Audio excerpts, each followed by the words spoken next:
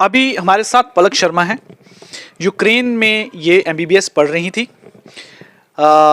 जिस तरह की वहाँ पे स्थिति बनी हुई है और जिस तरीके से वहाँ से जो विद्यार्थी फंसे हुए हैं और वैक्यूएट भी किए जा रहे हैं भारत सरकार द्वारा, ये भी अभी 3 तारीख को वापस आई हैं जम्मू।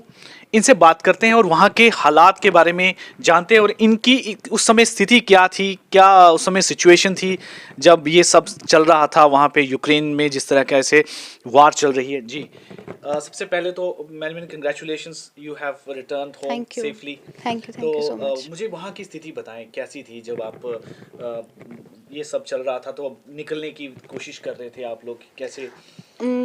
मैं ईस्टर्न यूक्रेन में रहती हूँ। वहाँ पे जो सिचुएशन थी, एवरीथिंग वाज नॉर्मल, बट मैं वेस्टर्न में थी, सॉरी आई गॉट कंफ्यूज्ड। मैं वेस्टर्न यूक्रेन में थी। वहाँ पे सिचुएशन जो है वो काफ़ी अच्छी है, वहाँ पर ऐसा कुछ भी नहीं था। लेकिन जो ईस्टर्न यूक्रेन है, जो मेन सिटीज़ हैं कीव, खार्किव, ओडेसा, वो ज़्यादा इफ़ेक्ट हुई हैं वहाँ पे। तो हमारे लिए इट वाज वो एक मतलब अनवांटेड सरप्राइज़ था वो हमारे लिए, क्योंकि हमें काफ़ी टाइम से टिकटॉक में जो था एक थी स्पोक पर्सन थी, वो रोज़ इस बारे में कहती थी कि शायद से जो रशिया है वो यूक्रेन इन्वेड की प्रिपरेशन कर रहा है, बट हम लोग उस पर ध्यान नहीं देते थे। वी वर लाइक कि ये होता आ रहा है वहाँ पे शुरू से। और जिस दिन ये हुआ है, मैं सोई हुई थी एंड अर्ली मॉर्निंग मेरी जो फ्लैटमेट है वो आई मेरे पास भाग के कि वॉर हो गई है। मेरे को उस वक्त यकीन नहीं, क्योंकि मैं नींद में थी, मेरे को यकीन नहीं हुआ कि वॉर हो गई है। वो हमारे लिए एकदम से ऐसे था कि क्या हो गया, वॉर होगी। फिर हमारे न्यूज़ चैनल हमने ओपन करना स्टार्ट की, फिर देखा कि हाँ सही में वॉर हो चुकी है, स्टार्ट हो चुकी है। मुझे ये बताएं, आप वहाँ पर कौन सी यूनिवर्सिटी में पढ़ रही थी और कौन सी ईयर में है और क्या पढ़ रही हो? मैं वहाँ पे जनरल मेडिसिन की पढ़ाई कर रही हूँ, जो कि एमबीबीएस कहते हैं इंडिया में जिसको। एंड मैं 6th ईयर में हूँ। मैं सिर्फ 3 मंथ्स रहते थे मेरी स्टडीज़ कंप्लीट होने के लिए, एंड मैं उश्गोरोड नेशनल यूनिवर्सिटी में पढ़ती हूँ। नहीं पता चल रहा था कि यूक्रेन और रशिया के बीच में बहुत ज़्यादा एक सिचुएशन जो है, बड़ी सीरियस सिचुएशन है और कभी भी ये इट कैन मतलब turn into a war. Actually हम इंडियन स्टूडेंट्स इस बारे में बात नहीं करते थे, मे बी लोकल करते हो, क्योंकि वहाँ पे ये सब जो है आई थिंक 2014 में जो वहाँ पे कॉन्फ्लिक्ट हुआ था, जिसमें क्रीमिया को उन्होंने। हाँ जी बिल्कुल बिल्कुल। तो लोकल्स को पता था इस बारे में, वो मतलब उनके लिए ये चीज़ थी कि हाँ ठीक है हो रहा है। और वो जो रशिया थी वो ऐसे ये सब करते रहते थे, लाइक वहाँ पे नॉर्मली, मतलब वहाँ पे इसको नॉर्मल कहा जाता था कि हाँ उनमें मतभेद जो है वो चलती रहती थी।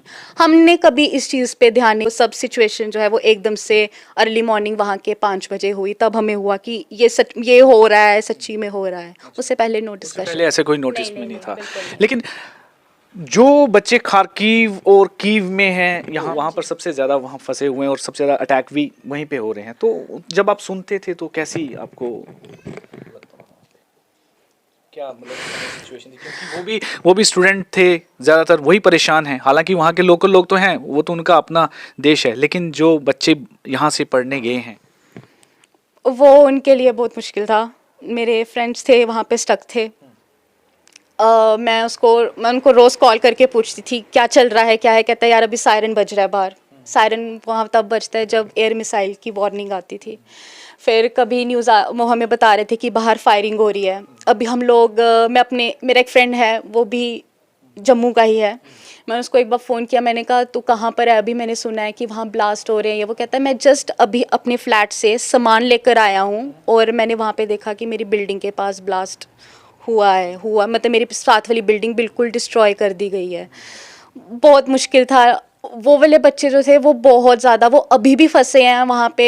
और हमारे लिए वो मेंटली बहुत ज़्यादा एग्जॉस्टिंग था। हमें ऐसे था कि हम यहाँ पर सेफ़ हैं, हम रहकर भी यहाँ मतलब एक कंट्री में रहकर भी उनकी कोई हेल्प नहीं कर सकते हैं, ना हम उनको वहाँ से निकालने में हेल्प, क्योंकि कुछ सर्विस ही अवेलेबल नहीं थी। ट्रेन्स वगैरह सब मतलब एक तो र्यूमर्स फैल रहे थे कि ट्रेनें बंद हो गई हैं, ये हो गया, अफरा तफरी मच रही है। उन्होंने जो रेलवे ट्रैक है वहाँ पे अटैक कर दिया है। और वाया बस अगर ट्रैवल करो वो बिल्कुल रिस्क लेने वाला काम था, क्योंकि आपको कीव क्रॉस करना पड़ता था। काफ़ी सिटीज़ आई थिंक वो 12-15 घंटे का रास्ता है अगर आपको मेरी जो सिटी है वो बिल्कुल वेस्टर्न के बॉर्डर पे है, वहाँ तक पहुँचना हो।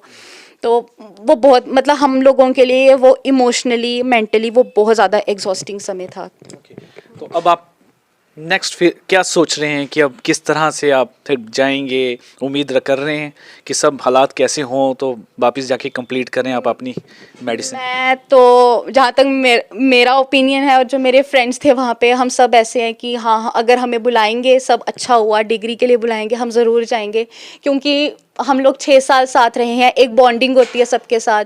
तो एकदम से सब अलग हो गए, हमें एक दूसरे से ठीक से गुड बाय बोलने का भी मौका नहीं मिला। कोई पहले बॉर्डर क्रॉस कर रहा है, कोई बाद में क्रॉस कर रहा है, तो उस वजह से हम इमोशनली बहुत ज़्यादा वो हुए हुए हैं कि हम एक पता नहीं अब कब मिलेंगे, क्योंकि हम एक था 3 महीने के बाद ऐसे था कि हम उस चीज़ के लिए मेंटली प्रिपेयर्ड थे कि हाँ 3 महीने के बाद हम अपने अपने रास्ते हो जाएंगे। बट ये अभी जल्दी से जो हमने सोचा था कि अब थोड़ा सा टाइम रह गया, पढ़ेंगे भी, वहाँ इंजॉय भी करेंगे सबके साथ, वो हमसे थोड़ा सा वो छीन लिया गया। तो ज़रूर अगर मौका मिलेगा, सब कंडीशन ठीक होगी, मैं तो ज़रूर जाना मतलब चाहूँगी। राहत की बात यह है कि सुरक्षित घर आ गए, तो उसके बाद जो भी होंगे आप उम्मीद करते हैं हालात ठीक होंगे। अभी बात करते हैं, हम इनके फादर हैं। और अखबार पढ़ने के साथ साथ टीवी पे भी न्यूज़ आ रही थी कि ऐसा कुछ होने वाला है, तो बच्चों को रोज़ ही तकरीबन हमारी बातचीत हो जाती थी। हम इनको रिक्वेस्ट कर रहे थे कि आप बच्चे जहाँ पे भी है, जैसी भी स्टडीज़ हैं, आप वापस आ जाइए। लेकिन क्योंकि इनके अब 6th ईयर के एग्ज़ाम हैं, एक एग्ज़ाम मार्च में होना था, दूसरा मई में होना था, तो 2-3 महीने की बात रह रही थी। इसलिए बच्चे जो है ये भी कह रहे थे कि हम लेटस, ये ना हो कि हम वहाँ से इंडिया के लिए निकलें और पीछे से यहाँ पे एग्ज़ामिनेशन वगैरह कंडक्ट हो जाए। तो उस वजह से ही ये थोड़ा सा लेट हो गया और अल्टीमेटली जो है वो स्थिति जो है वो जंग में बदल गई। तो काफ़ी मतलब कि ये हमने 10 दिन जो है समय बड़ी मुश्किल से, घर में काफ़ी परेशानी थी हमें। हम काम कर रहे थे लेकिन हमें पता नहीं चल रहा था कि हम क्या कर रहे हैं। न्यूज़ देख रहे थे लेकिन पता नहीं चल रहा था कि क्या हो रहा है हमारे सर में। मेरा यही मैसेज है कि मैं सोशल मीडिया पे हूँ एंड मैंने काफ़ी देखा है कि हम फॉरेन मेडिकल ग्रेजुएट्स के ऊपर काफ़ी ज़्यादा चीज़ें बोली जा रही हैं कि हम फेलियर होते हैं, हमारे पास बहुत पैसा है इसलिए हम बाहर जाकर पढ़ रहे हैं, और अब ऐसी सिचुएशन आई, अब इनको फ्री की सर्विस चाहिए।